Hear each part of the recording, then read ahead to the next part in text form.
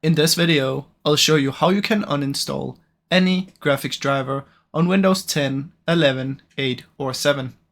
Now it's the same step on every Windows version, so what you want to do is come here and search for Device Manager, go to Display Adapters, find your GPU, right click and just uninstall device. Now this will uninstall it, and then if you want to get it back, what you can do is you can restart your PC and it should automatically find it.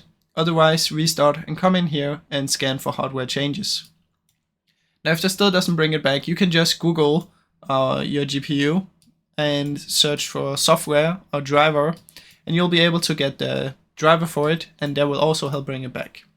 Now, even if you already got it back just by restarting, you should still go download the driver to your GPU, as this will make it much more better. So just do that, and that's basically how you can do it, guys. Now, I really hope you enjoyed this video. If you did, please leave a like and subscribe, as it helps me out a ton. Thank you so much for watching.